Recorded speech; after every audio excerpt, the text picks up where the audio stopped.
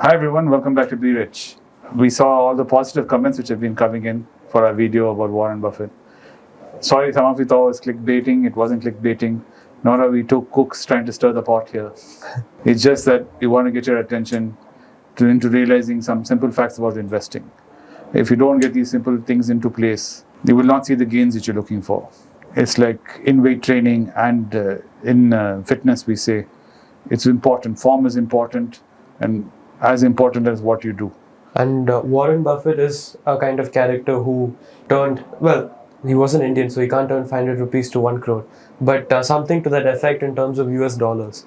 And the way he did it was exactly what we were describing, which is by sitting on cash when the time came. And it wasn't really something far out of the ordinary, and I guess we should have elaborated more on the title itself. No, it was okay. Yeah. But that being said, Warren Buffett is someone who's done that in his life.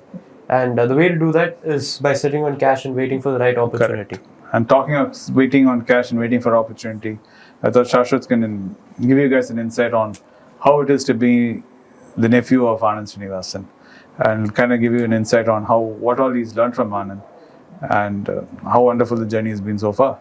And we've always talked about Warren Buffett. So I thought today I'll get Sashwath to talk about Anand and Anand's strategies and what we can all learn from Anand. Yeah. The first habit which he introduced me to was reading, and we've talked about reading a lot. And reading is something which you just can't do without. It's the way where you train your body with running and weightlifting and stuff. It's the way you train your mind, and not just training your mind. Yes, you get more mentally agile. You're able to pick up on things very fast, understand concepts very fast. Yes, and second benefit of reading is that you internalize a lot of facts, you internalize a lot of information, and without realizing it, I've seen in the past few years when I really took reading seriously, I've seen that randomly I'll start spewing information on things which I forgot that I'd read before. So a lot of information which I've internalized, I don't even remember the source. And I envy my uncle a lot, or rather, envy is the wrong word, admire him a lot for the way in which, in conversations, he'll randomly weave in like 10 facts about 10 other things. And it'll be plucked from philosophy, it'll be plucked from history, it'll be plucked from finance and investing. And he'll talk about very random stories from vastly different fields. And his brain works like a mishmatch of that. And I've seen myself sort of become more in that path as well, in the sense that I now have a lot of, although I'm very new to the journey, there are a lot of facts which do come to my mind, although I do not remember the source. These things do come and I'm shocked, positively surprised. It's a nice feeling to have. That being said, reading like the Paul Graham essay stretches far more than that, where you may not remember the facts. The facts aren't even that important. It gives you conviction in the right ideas. So suppose Paul Graham talks about it. He says that he had an idea where it was something to do with a life lesson. But reading, he had forgotten what he had read, but he remembered that reading a certain thing which backed up that life lesson made him believe that life lesson even more and apply it in his life. So you may not remember that book or remember that essay or something which you've read, but it'll definitely have an effect on the way your mind works and the way you look at life. I completely agree. Reading is one of the most paramount things and cornerstones of anywhere you want to achieve anything. Reading is a must, and without reading, nothing is possible. And the reason why Anand's memory is so phenomenal is he started reading at a very young age. I remember all through my childhood, Anand would be constantly reading anything and everything. Anything lying on the table, he'll be picking up and reading it. Anand loves reading. To the point, we used to make fun of him in our family that even if we buy peanuts on the beach, all of us will be busy eating the peanuts. Anand will be busy reading the paper, which the peanut is wrapped in more than the peanuts. So that's how much Anand used to read. And the funny thing about reading is it develops that memory. The ability to recall and the ability to recollect and remember things happens because of memory, because of the constant training you give your mind. And the brain is put under enormous training by reading, creates that facility where you can recall. A lot of people have this misconception that memory is something you're born with, that you can't develop it. It's not true. Memory is a muscle, just like any muscle which you can develop. Through going to gym, you develop the rest of your muscles or doing whatever you like to do to develop muscles. Reading is what you use to develop that mental muscle, that faculty to help you remember things for a long period of time. There are lots of anecdotes and books which are out there on how to improve one's memory. So I would suggest, if memory is something very important to you, reading is something you can add to that to help you remember. Yeah, there's this concept called memory palace, which I'll let all of you go and Google and learn more about. Correct. So what is the second thing you learned from him? The second thing is to have an appreciation for habits and routine. He is someone who operates on a routine and does things in a methodical fashion, and he operates in a strict regimen. And the strict regimen is he wakes up, he has his exercise trainer who comes in and he does exercise. And this, mind you, this is at 6 in the morning. He wakes up very early, earlier than most people. Wakes up at 6, crack of dawn, and he goes up and exercises, and he comes back from the terrace, he comes back home, and then immediately he opens up his he has a few books piled up on his table, and he picks whenever his mind works in a very this thing like a childlike way, where he sees which book is most interesting, he picks it up and starts reading. And then my aunt comes in, gives him his morning tea. He has maybe a bun or something along with it, and he continues reading until about 8. And then he goes in, takes a shower, gets ready for recording, and he comes down, records throughout the day depending on how his day goes. Then he does appointments, which he has, and it's a fixed appointment time, and he makes sure that he's on the money. He's never late for it. He may be early by 5 minutes, but he's never late for his appointments, unless there is some unforeseen circumstances. And he eats his lunch at a particular time, unless he can't help it, and he goes to bed quite early. So he is a man of routine, and this has always been so. The routine might change. You can keep playing around with the routine, but what he's taught me is that it's like compounding, where if you have a certain routine, a certain few amount of good habits which you can chain together, then you will end up seeing enormous returns over a larger period of time. And he's obsessed with the idea of a runway, because the longer your runway is, the more good habits you can build, and that will compound to something large later on. You do the tiny things right for a long amount of time, you'll see that the big things start to fall in place on its own. That's something which I've learned from him. What do you have to say about that? I agree. Routine is very important. There's two advantages when you have a routine. One, you have a set thing, so you don't have to worry about what do I have to do next, because you have a set pattern which you work on, a set habit which you have, and you won't forget to do something because it's become habitual. Second thing what it does is, when something becomes a habit, you don't think about it consciously. Your second unconscious mind takes over. It's like driving. When you're driving, you're not constantly thinking. It's a habit. So your mind is free to do whatever it wants to do at that point in time. So same way, when it becomes habitual, you getting up at a certain time, doing a workout, eating a breakfast, reading a book, suddenly you will find that your mind is very free and you're very agile mentally to react to things, to move with things. You become very free. You don't feel confronted. You don't feel like you don't have time. You don't feel like you're choked up. Suddenly the whole world opens up. This is the power of having a habit and having a ritual to do things. That way your mind is free from the mundane things of life, as we call it, and you're free to explore the world as you see, whatever you want to. Be it investing, be it learning about, shipbuilding, whatever that is your interest is, you're free to explore that. And the third thing which he's taught me, and some of you may wonder what this has to do with investing, but I'll explain it. The third thing which he talks about is exercise and keeping yourself physically agile. And this sort of ties in with your routine. And you may not think it, but he's actually quite fit for someone who's in his 50s. He's extremely fit, and he's working on building himself up. And it's something which he's taught me from a very young age. He said, play a sport, play tennis, play basketball, whatever it is that you're interested in.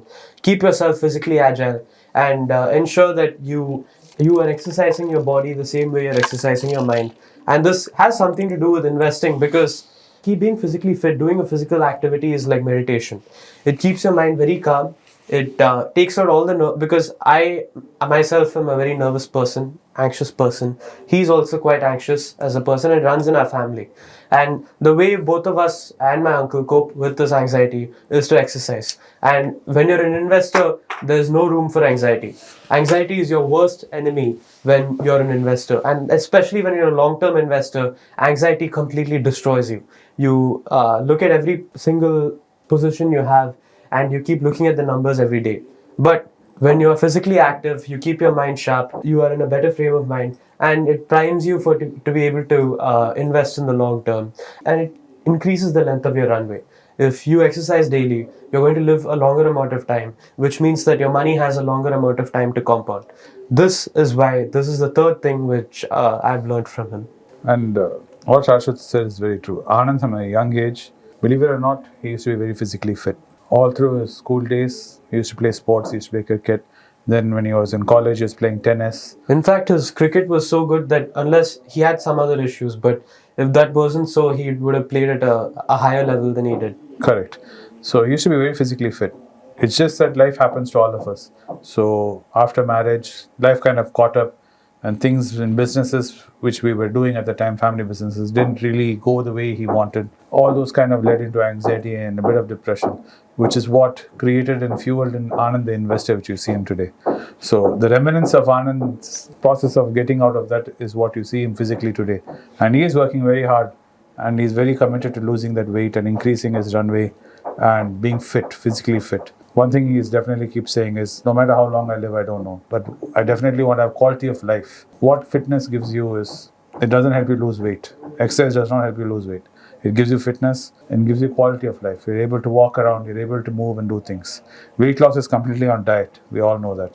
But what exercise does is, it gives you that agility and physically be able to move around and do things. And the fourth thing which he's taught me, which all of you know already, which is to save. And a penny saved is a penny earned, as the aphorism goes. And a fool and his money are parted very quickly. These are some of the sayings which have been circulating around a lot. And I've also talked about the Charles Dickens quote from David Copperfield, where it talks about how even if you spend a paisa more than you earn, you end up Very poor. very poor, and you end up in debtor's prison. That's not a thing anymore, but you basically are not very satisfied in life. That being said, saving is important, and saving is not something you look at in the distance. It's not something which is lofty. It's not a lofty goal. It's not something you can postpone. You can't say that, once I get this raise, then I'll have 5,000 extra rupees from my salary, I'll directly put that into saving. It never works like that. Even if you're earning 1,000 rupees per month, you have to put away at least 5 rupees or even 10 rupees, which you can from that 1,000 rupees. You have to be able to make room for saving no matter what you're earning. You can't forestall it. And even if you aren't earning, you have to definitely figure out a way where you can earn some excess cash on the side, which you can put away for a rainy day. And you'll be surprised at how much even a little effort goes in. We made an SIP video. We've showed you that even 500 rupees per month over 10-15 years gets you a large amount of money. So I'd recommend that parents, if you're watching this, you teach your kids like how my uncle taught me to save. And if you do not have kids, and I suggest then that you also consider saving and save about 20% of your income minimum. This is very true. I'm the exact opposite of Anand. I'm an impulse buyer. If I see something, I like it, I'll go buy it. I don't think twice. Anand worked with me for years and years to get me out of that habit. It's a tough thing to get out of your system. It's the same problem which comes to eating, and this is why I put on weight, is because I'm an impulse eater. I see something, I think of eating it, I just eat it. And sometimes I don't even stop at one.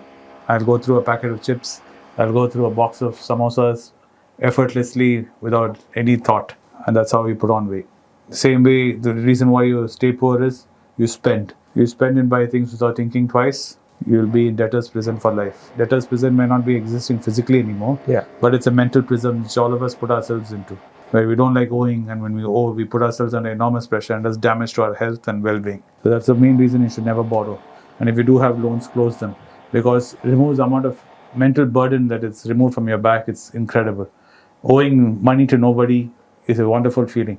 Yes. All of us had it in our youth. Through our childhood, the reason why we had such happy childhoods is we didn't owe anybody any money. Yeah. The minute you start becoming an adult, you start borrowing, that weight pulls you down. So try and remove that weight from your shoulders. Yeah. That's the point of saving. And the fifth and final thing, which I've seen him do a lot and he continues to do today, even regardless of his YouTube's meteoric success and his popularity, it's something which he always does, which is to control your hubris, to be humble and modest, and to really bring yourself down a peg. It's So it's something which is important. And what he also does is when he meets someone new or interesting, he picks their brain and talks to them as if they are his teacher or his mentor. And he talks to them completely, picks their brain, and learns something about everything. He's very curious. He, even someone who's 20 years old, he talks to them and figures out what they have to say, their life perspective, what they do in their daily life, what he can pick up from them. And the reason he's said in multiple places that he started YouTube because I showed him that. But what you have to understand that it's not very common for someone who's double or triple your age to figure out what a young kid is saying and then try to take it and implement it. So what you have to understand is that you need an enormous level of humility. And Robert Greene in his book Mastery says that as soon as you think you've become the master, you stop being a master. Being a master means that it's very converse. It's not something which, it's counterintuitive, that you have to be humble and realize that you're not a master in order to be a master. So something which he taught me at a very young age is to tone down my ego, tone down my hubris. Yes, I might have read 2 or 3 more books than my peers, but that does not make me exceptional or better than them in any way. So that's something which all of you at home can also remember. It's very true. The reason why Anand is the way he is because he's seen life from both sides. He's started life at the very pinnacle, then he went through a lot of things and we went down. Then from there he's picked himself up. So he knows how it is to have, he knows how it is not to have. So when you have that kind of a life experience, you learn to really appreciate things at the moment and not hold on to things. And you know everything in life is transient. Things can go away as fast as they come. You can't hold on to things in life. So this is something very, very important what Sashwath said. And said that out of all the 5 things he's taught us, I think that is the most important one. You should learn to let go of your ego and not hold on to your ego and think you are your ego. Yeah. That's why it's an important channel of his is the Tattva page channel. More than money page, I would say the work he's doing in Tattva page is far more impactful than even his finance channel. Yes, absolutely. And as my uncle said, this may be the most important one. Even if you don't read, you don't save, to have good character, in order to be humble and to be modest and treat everyone with love and respect. That's something my uncle has given me as a lesson, something I try to apply every day, and something all of you should also consider doing. Anyway, I hope you found this video informative and entertaining as always. If you do like our content, please do think of subscribing to our channel and turning on the bell notification icon so you'll be notified every time we come up with a new video. That being said, thank you for joining us on Be Rich today. Thank you. I'm in Tokyo on work on the 5th of August 2023. I have a lot of following in Japan, Tokyo. Those who want to meet me in Tokyo on 5th August, kindly drop me an email on the address given below or contact us on WhatsApp there. My team would get in touch with you and facilitate the meeting. Once again, I thank you for your support for Be Rich. It's a great privilege and honor that so many of you in thousands have subscribed to my channel and have supported me. I have written 2 books in English, The Alchemy of Money and Ordinary Stocks, Extraordinary Profits. These books are published by us and are ready. If you want to procure a copy, send us a message to the WhatsApp number given below and my team would respond to you. If you want an Amazon Kindle copy, you can click the link below. Finally, those who wish to consult with me can send a mail to berichenglish@gmail.com. Once again, I thank you for your support. If you like this video, press the subscribe button of my channel, hit the like button and turn on the bell notification.